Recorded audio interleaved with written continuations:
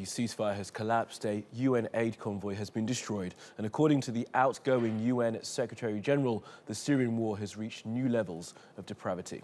Ban Ki-moon saved his strongest language yet for his final speech to the UN, saying everyone involved in the Syrian conflict has blood on their hands. The conflict in Syria is taking the greatest number of lives and sowing the widest instability. There is no military solution. Many groups have killed many innocents, but none more so than the government of Syria, which continues to barrel bomb neighborhoods and systematically torture thousands of detainees. Powerful patrons that keep feeding the war machine also have blood on their hands.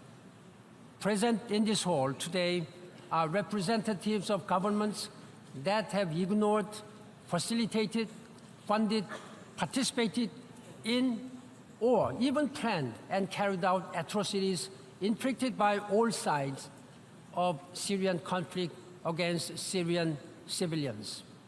Just when we think it cannot get any worse, the bar of depravity sinks lower. Well, Ban's comments come after the United Nations suspended all aid convoys into Syria. 18 trucks were hit by airstrikes near Aleppo on Monday, killing at least 20 civilians. Well, the US Secretary of State John Kerry insisted that the attack would not end diplomatic efforts and that the week-long ceasefire in Syria was not dead. But UN Aid Chief Stephen O'Brien warned that if the trucks were targeted deliberately, it would amount to a war crime. Well, the United States says that Russian jets carried out the attack. But Moscow insists they are not to blame. Their defense ministry has released drone footage, which it says shows the aid convoy being accompanied by an armed militant's pickup truck at the time of the attack.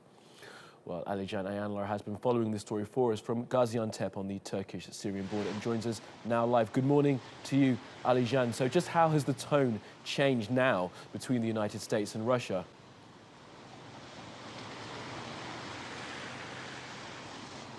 Kamala, I can tell you that the tone between the two sides that brokered this fragile ceasefire to begin with has eroded tremendously in the last week alone. Chapter 1 was the U.S. attack in the Syrian city of Deir ez-Zor, in which at least 90 Syrian regime troops lost their lives. Chapter 2 was Monday night, when at least 18 of 31 UN aid trucks came under attack.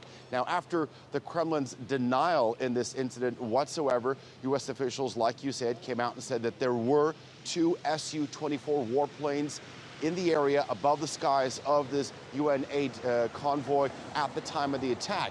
Russia's foreign ministry then came out and said that the U.S. administration had no facts to back up this claim, and reiterated the fact that their stance that they had nothing to do with this they were not involved in this incident. So there's actually also, while that blame game goes on one side, there are also conflicting reports to actually what really happened. And this is very important because the Russians are now saying that the UN aid trucks were not hit by missiles from the air, but rather they caught fire because of some incident on the ground. This is actually quite interesting. And when you look at it, when the two sides can't even agree on what really happened, as well as who's to blame, it looks like the relationship between the two countries is likely to get a little worse before it gets any better. Absolutely worth remembering as well that the United Nations are now saying that they weren't airstrikes but attacks. Diplomatic language, but a change in language nonetheless. Now, despite the ceasefire deal ending, Alican, their efforts are ongoing to revive it, aren't there?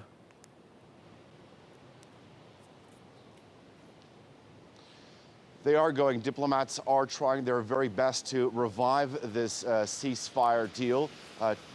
Officials from 23 countries did have a chance to meet on the sidelines of the United Nations General Assembly in New York, but no real progress came out, only the fact that they agreed to come together once again. It looks like that meeting will be happening on Wednesday. But and then you have the Russian Foreign Minister Sergei Lavrov. He met with his U.S. counterpart, U.S. Secretary of State John Kerry, and they said that the deal, the ceasefire deal, is not dead. But all this talk could be very useless because the two aid agencies that are key in all this, the UN's aid agency as well as the ICRC, the International Confederation of Red Crosses, have suspended all activity within the country pending a further review of the security situation. And regarding Monday night's attack, the spokesman for the UN's aid agency said that this was a very dark day for all humanitarian workers around the world.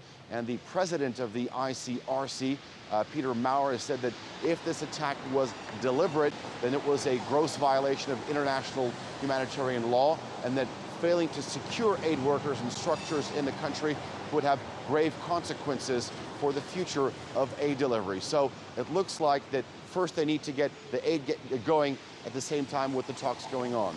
So, Alican for now from Gaziantep, thank you.